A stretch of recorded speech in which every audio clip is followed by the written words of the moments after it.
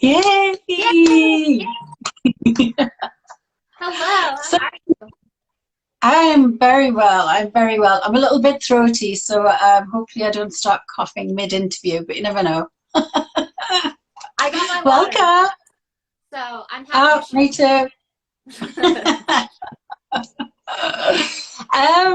Awesome. So for anyone who's not watched any of these before, I call them Studio Musings. Hi, Sharon.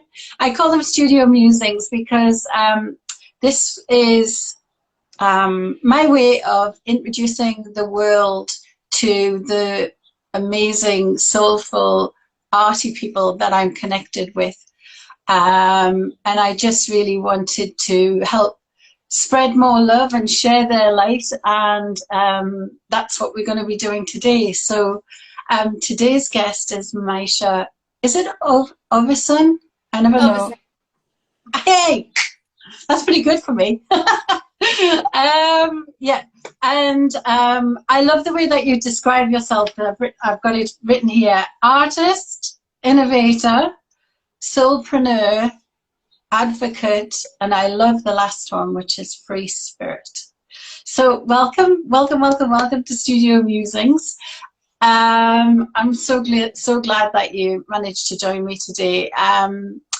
Really, often the questions I ask are around sort of what your journey to creativity has been. So I don't know if you want to just share a little bit about how you came to be where you are right now.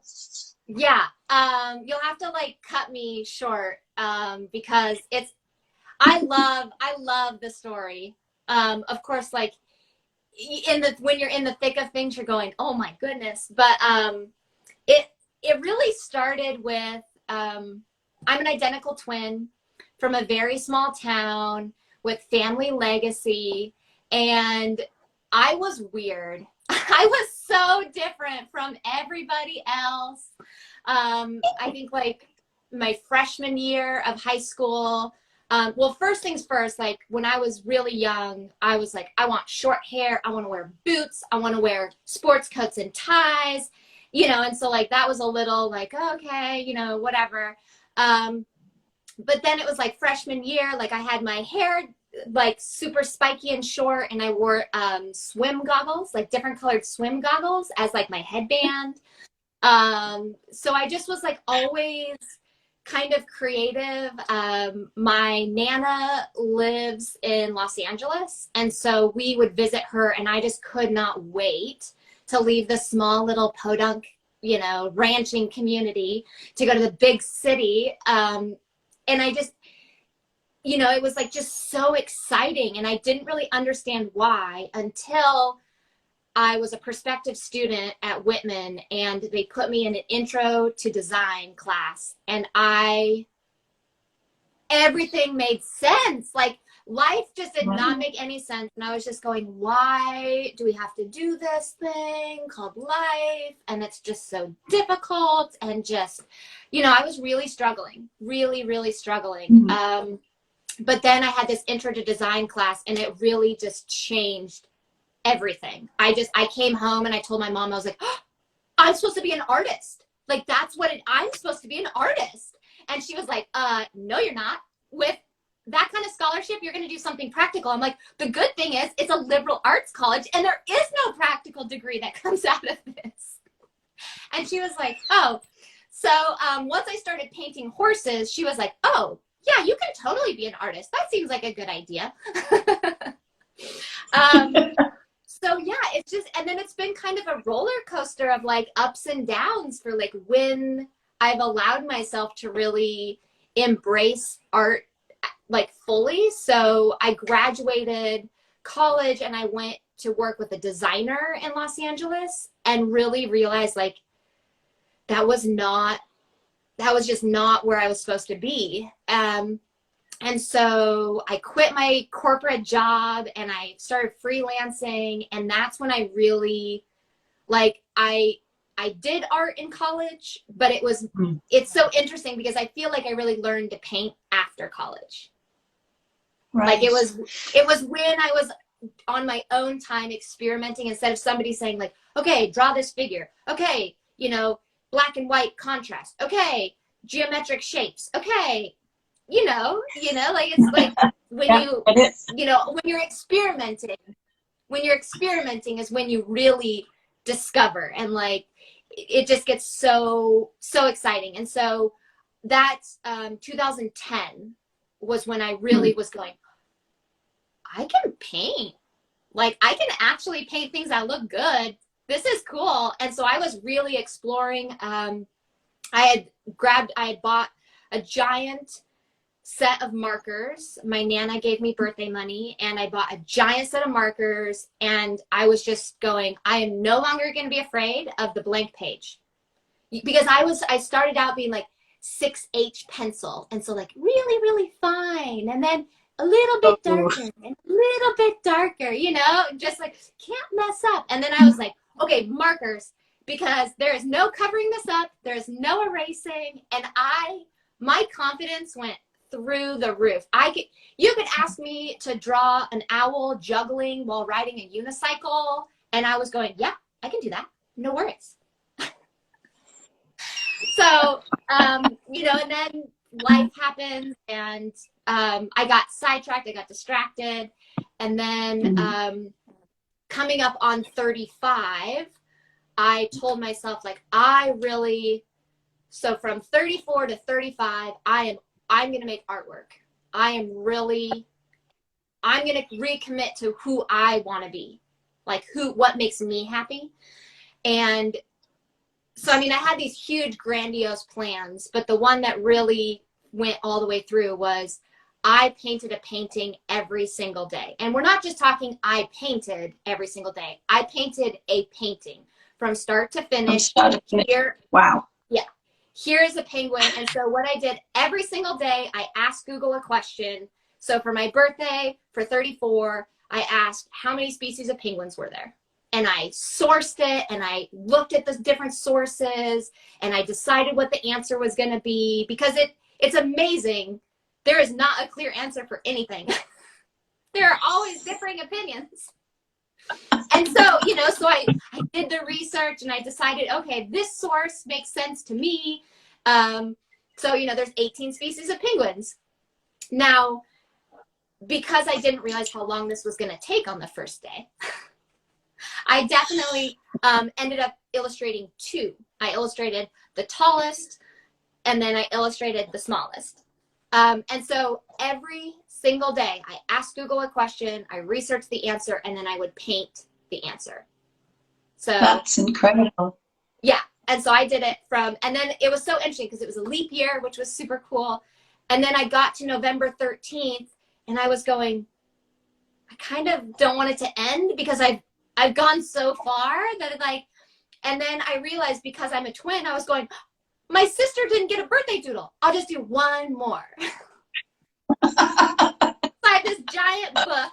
So I hand bound this book. So I have 367 paintings wow. in this book. And it really re-sparked just a huge creative fire. And I haven't even looked back. It's just so like, there is more. Yeah. Like, we're in it. Yeah. Every day you didn't know what you were going to end up creating until you asked Google the question. Yeah. That's absolutely amazing. And really committed. Yeah. Oh my God, I'm not even sure I could do that. Well, and it was like, there were some days I was painting in the airport, and I documented everything. So I videoed it, I blog posted about it, I posted on Instagram. I mean, it was like probably 3 to 4 hours every single day. And, wow. And I mean, there were definitely some days that I was out somewhere that I hadn't expected, meeting with cool people, and I was like, sorry, gotta go. And they're like, oh no, we're having fun. I'm like, yeah, I got a daily doodle, and it's gonna take me at least an hour to paint and video and research and blog post. Like, if I'm lucky, it's only an hour. That's setting your priorities. Yeah, I did. I definitely was like, this is my priority. Yeah. And it's so funny because so many people are like, well, so like, you know that you can do it. So like, you can apply that to other areas in your life, right? And I was like, I hear you. I hear you. However, this one was just for, like, that was just for me. I was the one that wanted to do it. I committed to myself and only myself. And I think that was where, that's where that commitment stayed. And because it was, November 23rd was the first day that I almost didn't do the doodle that day so I could do 2 tomorrow. And it was like 10:30 at night and I was so tired and I was just going, I don't even know if I'm going to have time to brush my teeth. And then I was like, oh, toothbrush. Yeah. When was the toothbrush invented? And I did it. And then after that, it was so, like, I never, after that day, I never once said, well, I'll just do 2 tomorrow. Nope. It will be posted by midnight every day. So you made that commitment to yourself. And I think, yeah. There were no ulterior motives. There was there was a very small amount in there that sort of sounded like, I don't like being told what to do. Or I might be. No, it's very much. I'm happy to help. I'm often in service of other people. But at the end of the day, if you tell me things, I'm just going, okay. Yeah. Yeah. I just did a blog post yesterday about something that Robert and I had been talking about earlier in the week about when I was younger. I learned that if there was something I didn't want to do, no matter how logical it might sound or how much my parents or teachers tried to push me to do it, there was something inside of me that would just go, nah. And I wouldn't necessarily argue. It would just be, I guess it was slightly passive aggressive. It's like, no. And I think over the years I've learned that that's actually a strength. I used to think it wasn't, but I think it's a strength. And when I was listening to you, I was thinking, I think there's a bit of an element of that in there. And maybe it's to do with creativity. I don't know. Yeah. But to commit to that, to do it for a year is absolutely phenomenal. I'm super impressed. I hadn't realized you'd done that. Oh, yeah. Wow. Do you mind? I'm going to go get it. It's because it's amazing. It's so much bigger than I thought it would be. Cool. Hi, everybody who's watching. If you've got any questions, put them in the chat. Otherwise, we'll just keep blaring. Oh, my gosh. That's not a book. It's a tome. Yeah. Wow. So it's that's incredible. Wow. You know, so did you create on the paper and then make a book out of it? Yes. Yep. Wow. Oh my gosh. What a memory though. What an amazing thing to have. Yeah. Well, and it's such a cool thing because it's kind of, in a sense, it was kind of a journal because oftentimes, like if I knew a friend had a birthday, I would say, oh, you know, what do you want for your birthday doodle? Or I would do something that I knew they would like. My aunt, we say that she makes the best chocolate chip cookies. And so on her birthday, I talked about when were chocolate chip cookies invented. And it's amazing. It was in the 1900s, like early 1900s. Wow. Like 1923, maybe even. Gosh, I thought it was like 1970s. Right? And it was all because a woman thought like, oh, I didn't have any baker's cocoa to make these chocolate cookies. If I just cut up a bunch of chocolate, I can put them in the cookies and it'll melt during the baking process, which of course it didn't, but they came up with these amazing, and that's how Toll House cookies came about, because it was the Toll House bed and breakfast lady that made the cookies. How crazy. So she was the one that was like, well, oh, there what you if go. we do chopped up chocolate, you know, like, so. Sharon was just asking how it's bound. So I created signatures that have 10 pages. And then this is just a temporary cover for now, because honestly, when I realized that I was going to have to bind it all on the evening of November 13th, I was going, maybe I'm not that committed to making sure the book is finished. I'm just making sure that the pages are finished. So then so here we are, almost like literally almost a year to the day later, and it's like, yeah, we're still in our temporary. So basically what I did, I stitched all of the signatures. All the signatures are stitched together. They're just waiting for their final final cover, because I never made a cover this big. So I'm not gonna lie, some fear crept in. Yeah. You can do it. Yeah, some fear crept in, so I was like, well, maybe I need to make like a big book, make sure that my gutters are big enough for the actual folds, and because when you're making, I'm used to making books that are less than an inch, basically. So Oh, that's considerably bigger than that.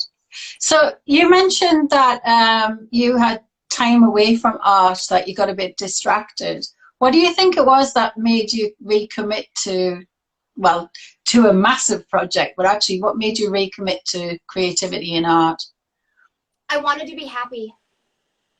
I realized that it had been 10 years, since my last daily doodle, because in 2010, 2011, I did daily doodles with the markers, but it was more of a, like I'm going to draw this like alien, this orange alien lady blowing a bubble, just whatever came to mind. So it was very, it was more about just making sure I was drawing every day. And so when I realized, holy cow, it's been 10 years, it kind of hurt my heart, I was just going, I really haven't, I had done, it's not like I wasn't doing any art, but I definitely wasn't doing it on a regular basis. And it was more for like somebody was going, oh, can you paint my dog for Christmas? And it's like, yeah, sure. Or, oh, like my friend wants some tennis shoes. Can you paint those? Sure. But, but I think that's like, I just was like going, I was way happier when I was painting and drawing and creating every day. And I just didn't make time for myself in my day. And so that was kind of, my idea was for 35, I want to have an art show. So from 34 to 35, I have to say no to everybody else because I have to be making art in order to fill a gallery for an art show. Art show, cool. Yeah. Luckily for me, all the closures did not allow that to happen, which was fine by me because all I created was this. Which is incredible. Because the idea was like all the things, but life happens. It does. And I think being a creative as well, when life does happen, you just do that natural sort of pivot, don't you? It's like, let's just try something different. So, oh, more people. Hi. What is it, do you think, that makes you happy when you create? What's that energy? What's that all about? I'm in the present moment. I think it's really, I was talking about this the other day where my studio is a very, very safe, friendly bubble. There's no news, there's no outside forces. It is just me in my space with my paint, with my canvas, with my paper, whatever that is. And I'm just creating, and I'm so involved in making magic that I'm not thinking of anything else. I'm not thinking about what I have to do later or what happened yesterday or worrying about the future. I'm just in this moment having fun here. So kind of, just get in touch with that inner child where you're not worried about, well, what if so-and-so doesn't play with me next recess? You're just like, look at this Play-Doh, it's so fun. And I don't have to share. Yeah, and I don't, and exactly, I don't have to share. I can listen to whatever I want. I can say whatever I want. I can wear whatever I want, Yeah. It's funny, actually. I think I said this to a friend not so long ago, that as I've got older and I've got my studio, and I love the way you described that, it's like it's full of all the stuff that I wouldn't have been able to either have or allowed to have when I was younger. So it's like, if I want glitter markers, I can have glitter markers because there's nobody to say that I can't have them. And there's definitely an element of that. Even if I only use them a few times, it's like, ooh, I've got glitter markers. So there's definitely something about that. So lots of people that sort of follow me, they've sort of gone off the journey a little bit, like maybe creative at school, and then they sort of lose it a bit, as I did. Like I was married for 20 years and I didn't do anything. I think the highlight of my creativity was I would knit and crochet, and I would do colouring books, kids colouring books then. They didn't have adult colouring books. And there's a bunch of people that follow me that are sort of on that tipping point of, I really want to get back into creativity, but I'm scared. What would you say to anybody who's sort of sitting on the fence? Well, I'm a person, like, I'm scared of everything. I eke at my own shadow. There is one thing you do not have to be scared of, and it is creating. And I wish I could share that with everybody. Like, I wish I could just take it out of my heart and put it into theirs, because if there is one thing that you don't have to worry about, it's being creative. I mean, it is innate. It's within us. It's just, and the more you use it, the better it gets. And that's the thing that's so exciting for me, is like, this isn't one of those things where it's going, oh my gosh, but if I'm so excited all the time, then by the end of the day, I'm super exhausted. You know, like, creativity, the more we use it, and every tear of a paper, and just, I don't know. I like, my heart, like, I feel for that, because I see that, and I've never, well, that's not true. I think I was 9 or 10 maybe. And I had seen a Pomeranian at a fair. And it was like the first time I'd ever seen a Pomeranian. And I was going, oh my God, it's so cute. It's like all fluffy. And I came home and I was going, I'm going to draw this Pomeranian. Well, a 9-year-old with no drawing experience, the Pomeranian that I drew did not look like the Pomeranian I remembered. And that was like, I honestly want to say that was like one of the only times in my entire life that that's like, I know a bunch of people say like, oh, somebody told me I wasn't good, or somebody this. It was myself where I was going, oh, you can't draw. Yeah. That was the only time in my life I had ever worried about what I was creating. And I so sometimes, if they're on a tipping point, I'll just push you over. I just push you in, because it's so much fun. Yeah, it is. And you've got wings and you can fly. Oh, you just need somebody to encourage you to just take this step up. I think over the years with clients, I've discovered that around the age of 10 or 12, that's when they start to lose it. And I wonder whether that's the age where we start to become aware of what people think of us. Because before that, you know, an elephant can be purple or green or whatever you want it to be, but then suddenly you start taking notice of what things people say, or you start to judge yourself against others. And I think it's really sad that creativity is one of those things where we go, oh, I'm just going to put that aside and do something else because I'm not good at it. I think one of the things I often say to people is that for some reason with art and creativity, we think that we should just be able to do it. We should just be able to do it. We should just know how to do it. But it's like, if you were going to run a marathon and you'd not done any training for 20 years, you wouldn't just pull your sneakers on and go off and run the marathon and expect that you're going to either even finish it, never mind get a good time.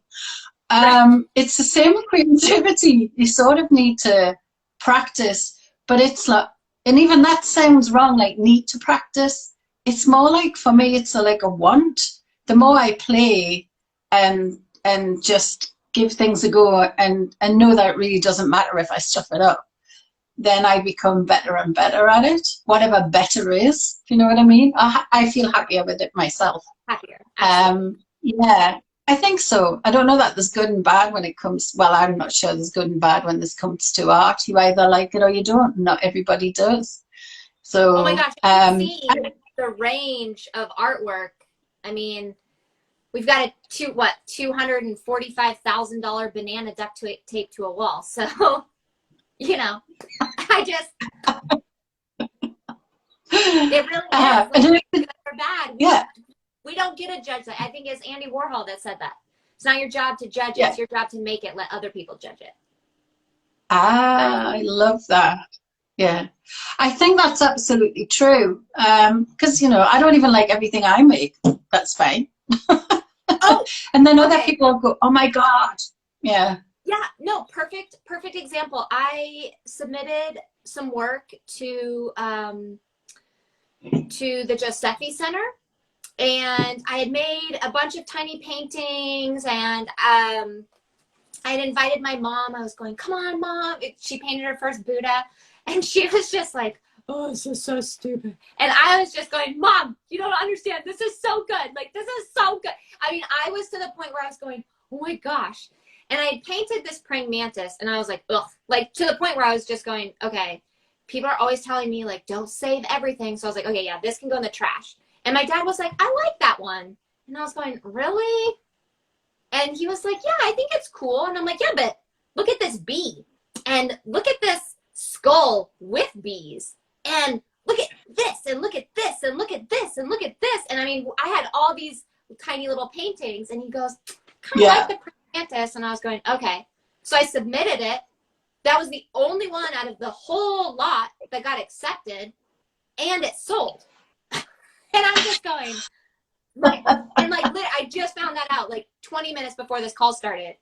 My mom sent me a text, and she was like, does this check mean that your praying mantis sold? And I was going, apparently.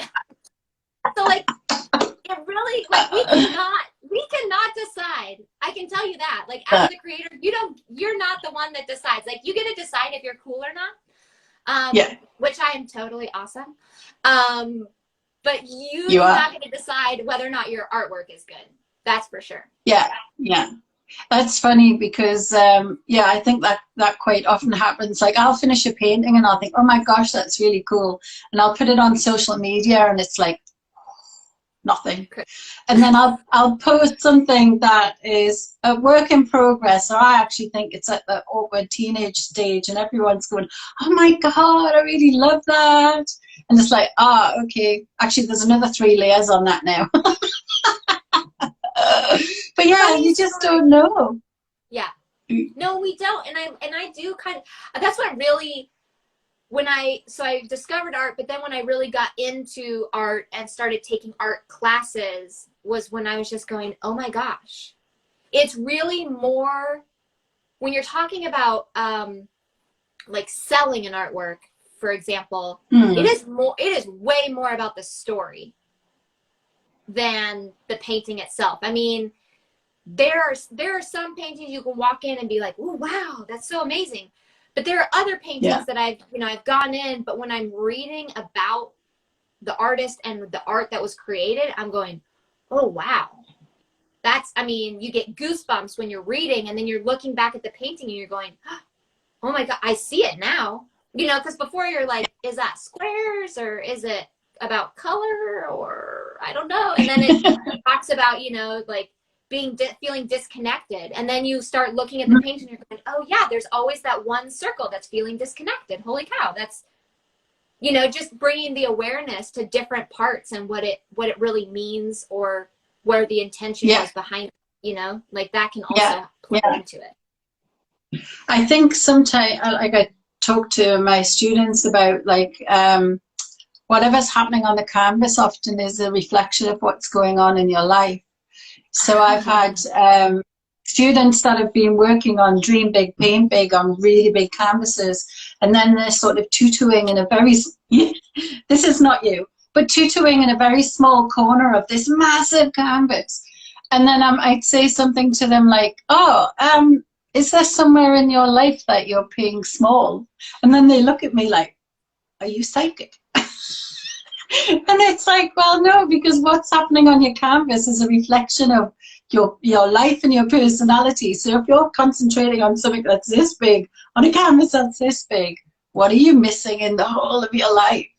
And I know this only because that was me. All of these things that I talk about in my coaching is because it's like, oh yeah, that was me. But I get to observe other people and go, ooh, gosh, that really was me. And how, yeah. right? And what it's so interesting because we always can give great advice to other people, but when we're looking at it in our own, Lisa, oh my God, saving grace through lockdowns has been art. And I mean, oh gosh, yeah. I will just be super honest and say, I really like my safety bubble. I really like having the opportunity to be like, it's like, oh, it's mandatory. You're in your art studio and you're like, oh, darn it. You know, and I do. And that was one of the first things with lockdowns. One of the first things that I got excited about, because it is, you know, kind of like trying to see the light. I was going, the artwork that's going to come out of this. I mean, and it is. And I think we did. I think we have seen just like such an amazing array of, you know, different creators coming into themselves because they were given the opportunity. So. Yeah. So you weren't sitting in a car going to a job, sitting on the freeway and spending all your time, or feeling like you had to go out and do all the social stuff. Not that it's a problem to be social, but that all of that was taken away, and it was like, oh, like you said, darn it, I have to stay in, and oh, as soon as I'm in, I may as well be in the studio. Oh, a shame. And I found so lucky. I feel blessed to have all of that. The first thing when we went into lockdown, the first thing I checked was, have I got all the art supplies I need? And then I did, have I got all the food I need? And toilet paper, obviously. Yeah, you're like, toilet paper, who cares about my biggest thing was like, I hope they're saving the toilet paper rolls. Those can make amazing photo albums.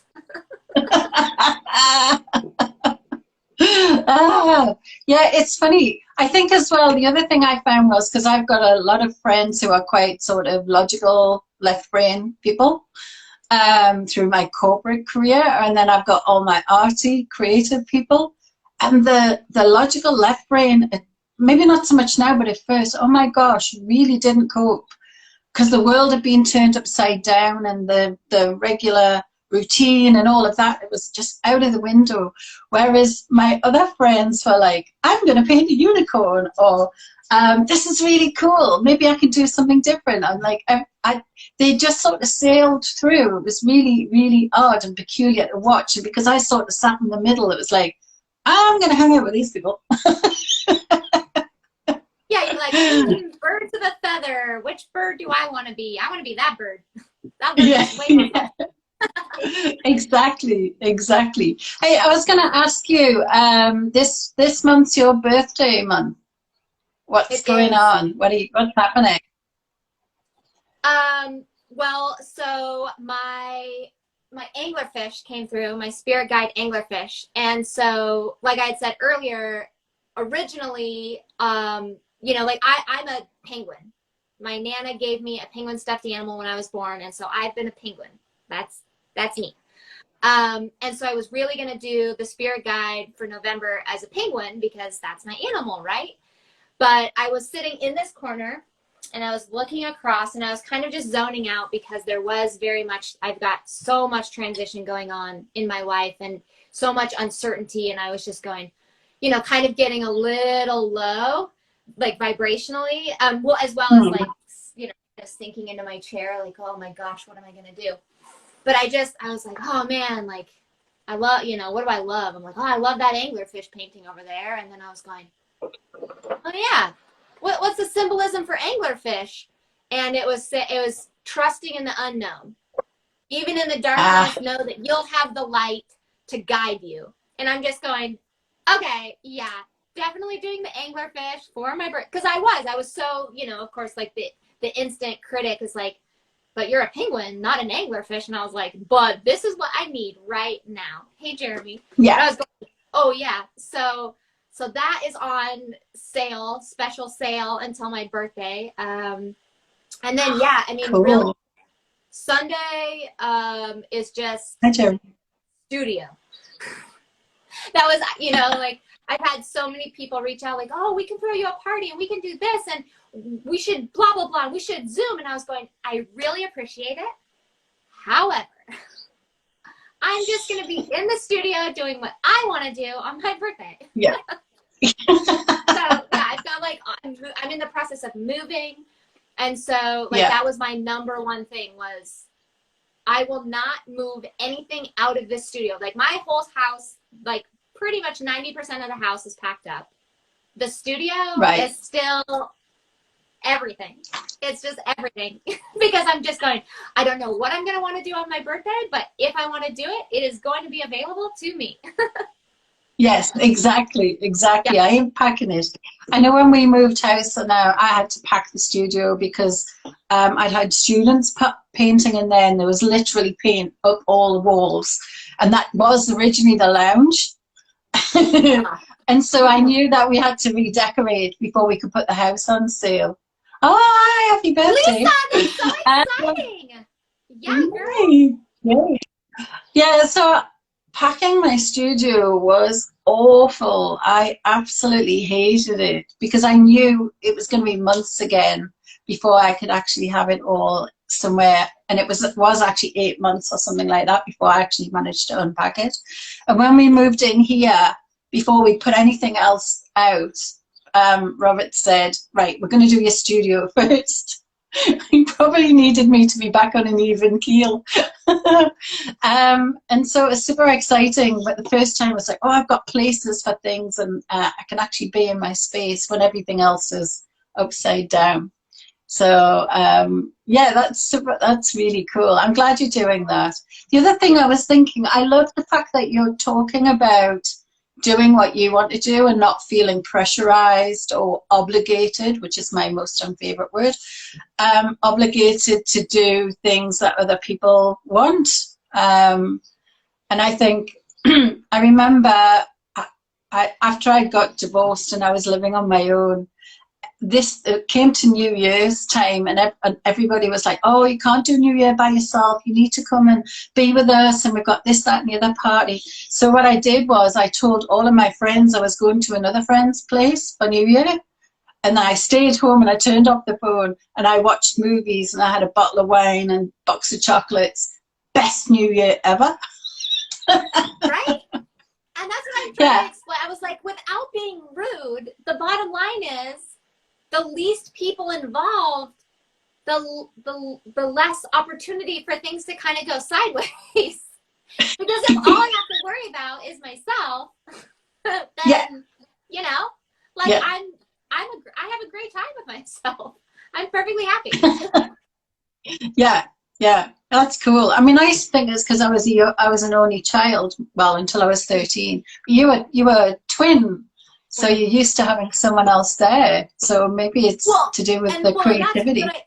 Right. And I also tell people, you know, when they're like, oh, well, don't you? And I was just going, you know what? Like, I want my birthday. Because I've never just had my birthday. It's always been our birthday, you know? And my mom was she was so great because there'd be separate cakes and you invited your separate friends, you know, but it's still, at the end of the day, you know, you still knew that you're still sharing your birthday, you know? So, but now it's a bit like, I'm so happy to share my birthday with you.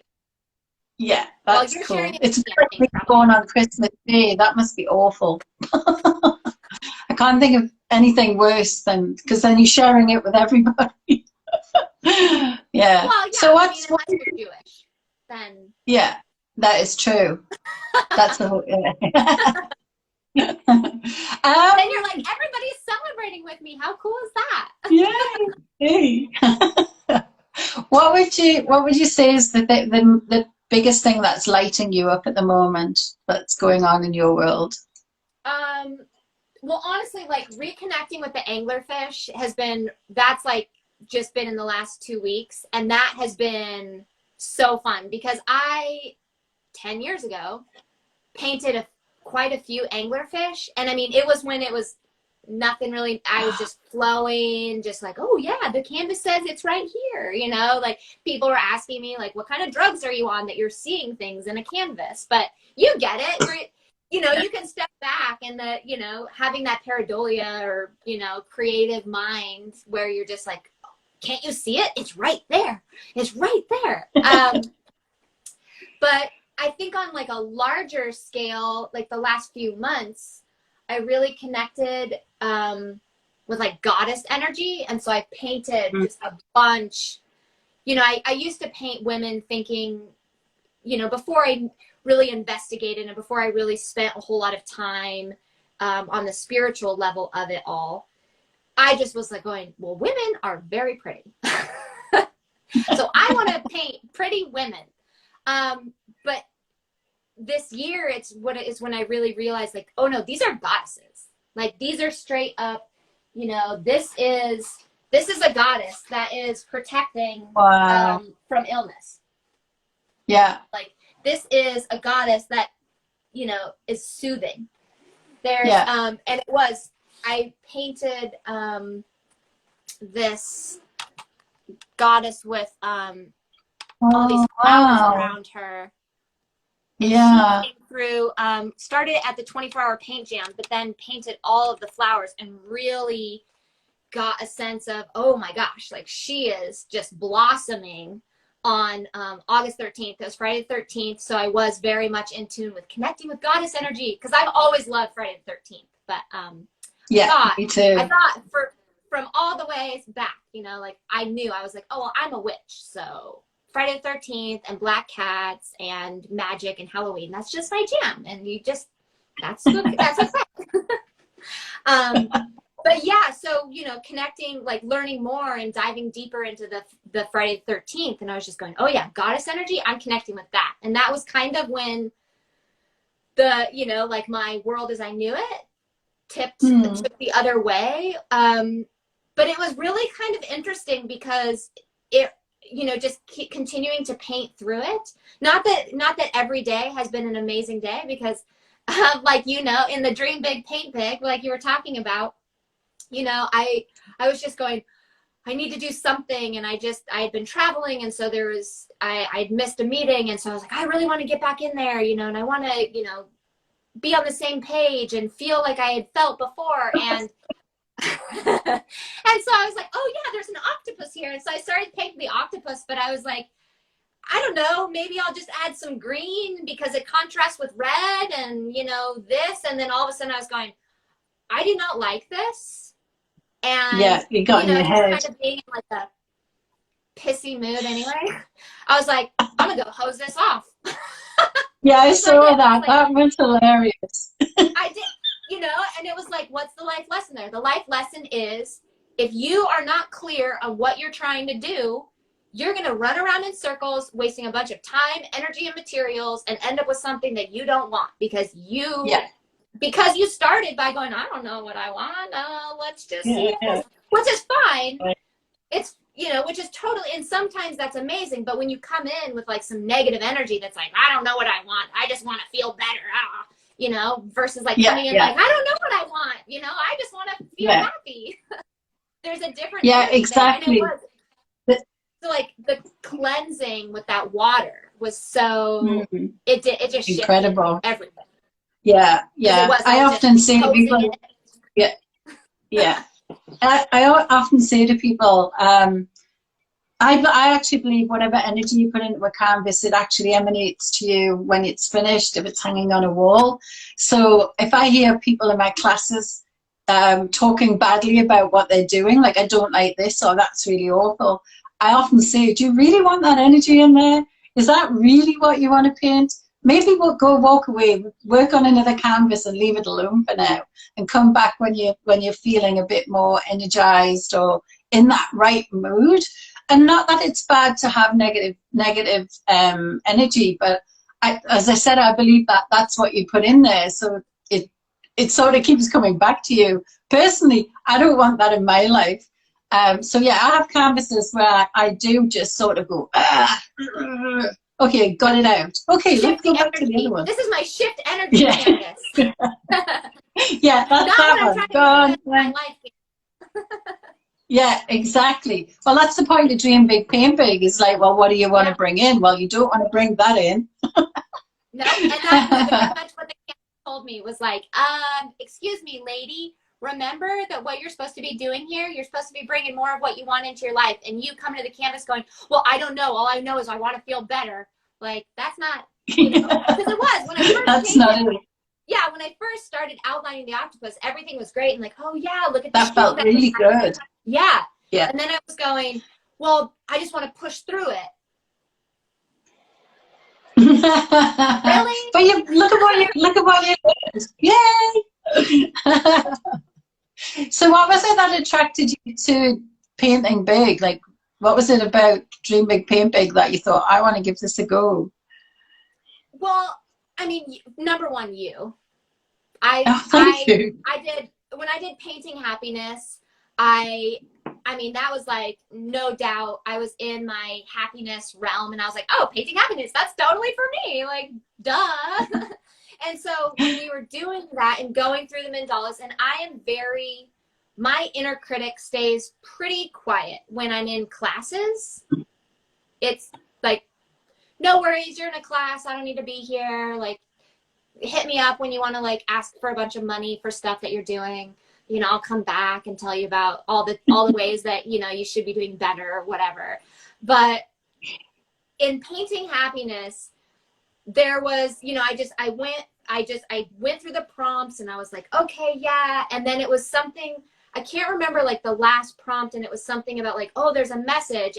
And because I'm fairly new to messages, as you know, I've always felt lucky, but I haven't really been fully stepping into that like awareness of going, oh, okay, what's the universe sharing with me today? Or how can I connect more to source? Or, you know, so when I was going, a message from a painting, okay, you know, like, what am I going to get from a mandala? I don't know, like, I guess we'll just find out. And it was, I was at my parents', and so I wasn't in my studio. And so I was on the ground, and I was kind of like looking around and kind of painting a little bit here and there. And I was going, oh, that looks like jewel toned, you know, I'm like, oh, kind of like a crystal. And then I was going, oh, yeah, I'll do the facets like it's a gemstone. And then I, you know, was going crazy. And then when I came to have this like mandala of gems, and then it was like, you are the treasure you're seeking. And I was going, oh, that's my message. Oh my. So I think it was just, you know, like the class that I had already taken with you was, you know, like this perfect aha, where it's like, no worries. Like the whole time was just going, okay, yeah, I'm just going to do what Angela says. Like she's invited me to do this, and I'm going to do this, and, you know, okay. And it's great. And then it was like message, and I'm going, I don't know. I think that's so cool. Yeah. Yeah. Yeah. So when you were going, I was like, yes. Yeah. I think because sometimes I wonder about like Painting Happiness, you've sort of got a bit more instruction. And then when you come to Dream Big, Paint Big, there's a little bit of instruction at the beginning, but it's like, I'm going to take you on a journey, but you're the journeyer. And so it's like this whole other, the first bit is like a little bit of that vibe, but then all of a sudden it's like, whoa, you've got all of this space now. And I love it because I love watching people launch off. And yeah, I just wondered what it was that attracted you to suddenly go, right, okay, I'm going to do this, because you've got so much going on. Yeah. Yeah, I think that was another, like, because of where I was in my life and with what was going on, I think that also was attractive in the sense that I could say, okay, here's a practice, I'm going to commit to this to manifest what I want in my life. Because again, like I know personally, I can get caught up in other things, and all of a sudden I haven't been in the studio for a week, and then I'm just going, yeah, well, you know, too bad. But I think that was kind of where like Dream Big, Paint Big was like, this is going to be a great way for me to really commit to like, hey, we're in a transition point. Where are we trying to head? Where are we heading? because I love working with the moon, and I think that's so great. But I think having like the little bit longer span of time with like a new group of people. So from my horse's back, that's my mom. She's letting me stop. Yeah, an excuse to paint. I will stop anything for an excuse to paint. Yep, I will. Like, oh wait, I gotta paint this. Yeah. No, it's so funny because every time I'm there, it's like I take over their like front room, coffee table, couch area. And it's just like every day that she doesn't say something, it expands a little bit more and a little bit more. Yeah. And then I can blame my nephew if my nephew comes over. I'm like, Bridger was painting. I mean, what do you want me to do? Say no to a 2-year-old that wants to paint? Oh, and then I painted for the next 4 hours. I did, yeah. And then there was that, but That's so cool. Hey, it's been fantastic talking to you today. In the art camp now, though. She's like every spirit guide that I do, like, okay, me and my group of friends, we're gonna do this. So yeah, it's amazing. Yeah, like that's so. Yeah, I think as well though, when you're in the groove and you're feeling it, it sort of ripples out to other people in your life, whether it's intentional or not. And sometimes they sort of catch that creativity bug as well. My dad started doing paint by numbers, which for him was he hadn't done anything like that at all. So he's got a stash of all of these finished paint by numbers because that was really safe. And then one time when I was over in the UK, I sat with him and I showed him how to paint an owl without drawing it and just doing it all from your imagination. And for me, that was actually a really big deal to actually be able to sit there and do that with him. My brother had twins at the time, so I did one and he did the other. And it was just such a really lovely event to actually sit down and do that. He's gone back to painting by numbers, but it's fine. He's doing something. But yeah, and when I was over, there was one he'd done was 2 little birds on a branch. And because I said to him, can you get them all out? Because I want to at least take one home with me back to New Zealand, because they're in the UK. And I think he was a bit stunned that I actually wanted to take something that he'd created. And it's in the room, in my office, it's on my wall, and I see it every day. So I think just sharing it with other people is really, really good. So well done, Ma.